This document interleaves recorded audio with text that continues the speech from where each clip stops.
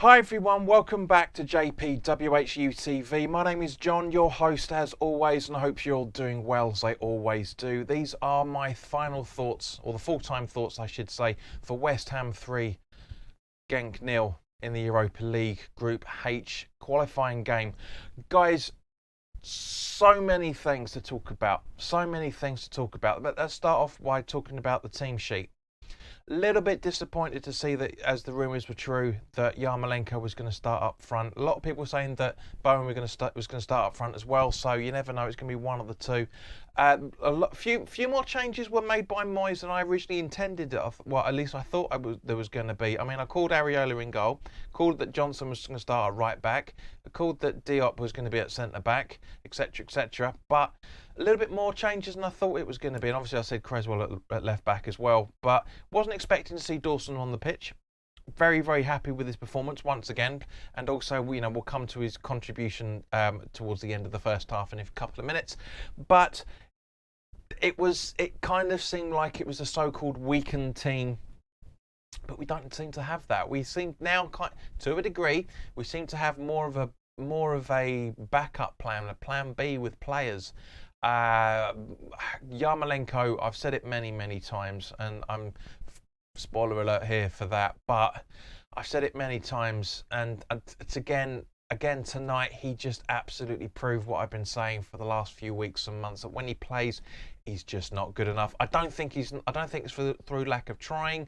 It's just not working out for him. I love Yarmolenko. I think he was a very, very good player for us, and it was just that last spell of injury that he had with us a little while back just doesn't seem the same player yet. How can he do it for Ukraine when he's representing his country?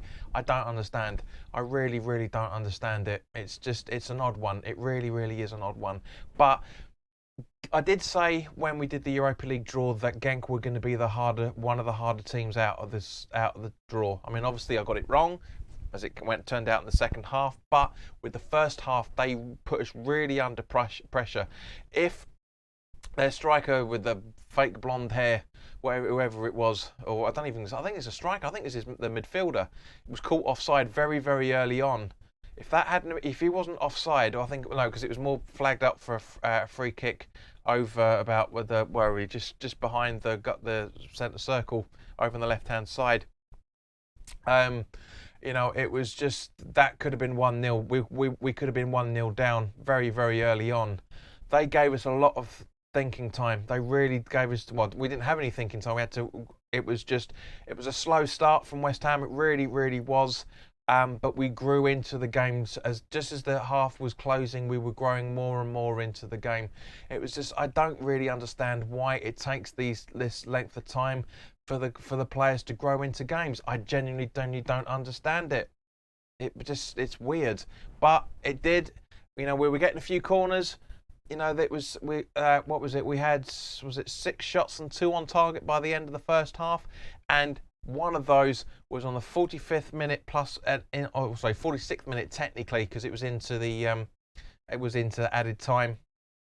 We had 2 minutes for added time for some random reason. Really nice corner taken by Creswell. Up jumps Dawson, and where was he? Probably about 8 or 9 yards out, and just bam in the back of the net, and it's 1-0 just before the break. And very, very happy with that. With that, I was still not confident that we were going to win this. I really wasn't. I said to my mate Paul at half time, I'm still nervous, and I was massively nervous throughout this entire start of the second half as well, for that matter. But Christ almighty, it's just what a difference, what a second half it was from the boys, and I absolutely love them for doing that. Beautiful performance from them. We made more. We had more oomph and impetus about us. That's the word I was trying to look for. Impetus about us in the first 10-15 minutes of the second half than we did in the whole of the 40 minutes of the first half. It was mad, but unbelievable. Great ball again. Corner coming in. Diop's with the header. Unbelievable. And literally within a minute later, Bowen scores. 3-0. Job done. Happy days. However, I mean, obviously the atmosphere wasn't the best tonight. It really wasn't. after the third goal went in, the atmosphere the whole game itself changed, really. I mean, we were dominant throughout the first half, but we weren't really doing much with the ball. We were doing a lot better with it in the second half. As I said, 2 goals in the space of 2 minutes, in the 57th to 58th minute.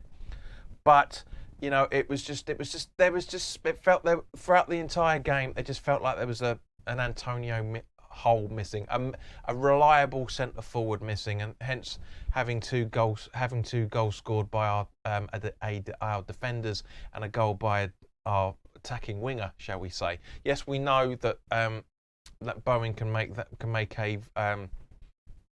centre forward runs. He can sit as a second striker, etc., etc.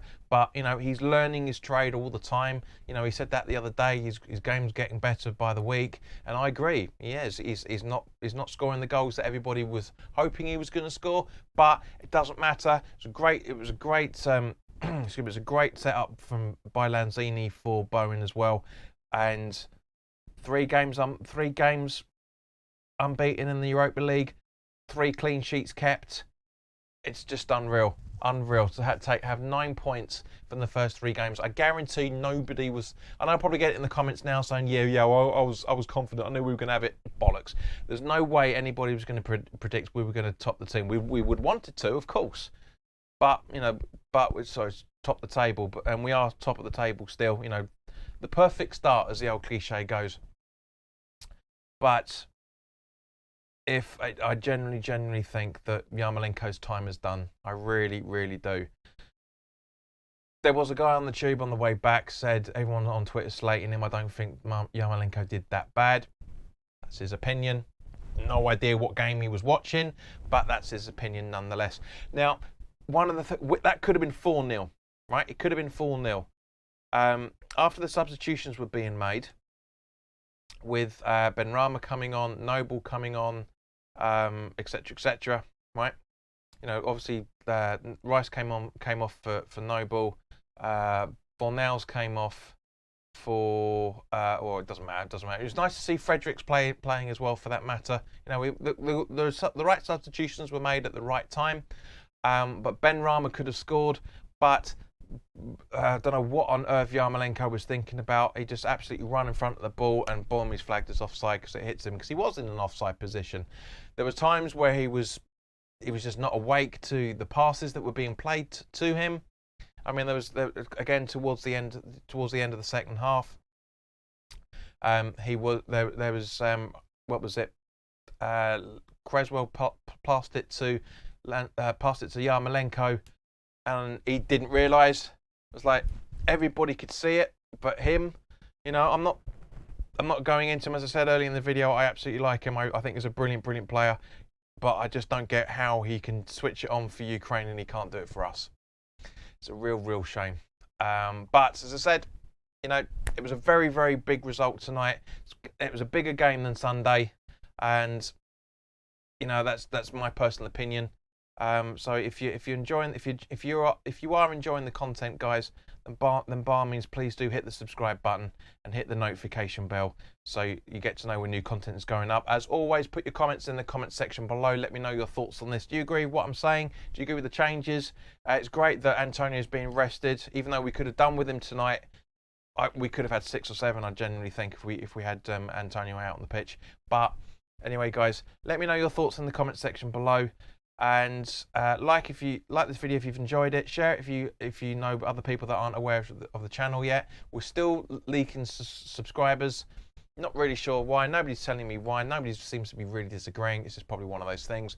But we now need 49 subscribers to get us to hit that 2,000 target that I've been trying to do for the last couple of years. It's been crazy ever since we hit the 1,000 mark in August of 19. The bank holiday of August 19. I've been trying to get it to 2,000, and it's some random stumbling block. I know my thoughts are independent to a lot of everybody else seems to say, not just on YouTube but on Sky Sports, etc. But that's because it's my opinion. You know, there's nothing wrong with being different. You know, I know we live in a world where different is frowned upon, but I don't care. It's not my world. My world is the real world. So, guys, look after yourselves. I will see you on Sunday afternoon when we have the when I give you my full-time thoughts on the Spurs game. But in the meantime, guys, look after yourselves. Have a fantastic Friday. Have a great weekend, and I'll see you on Sunday. All the best now. Take care.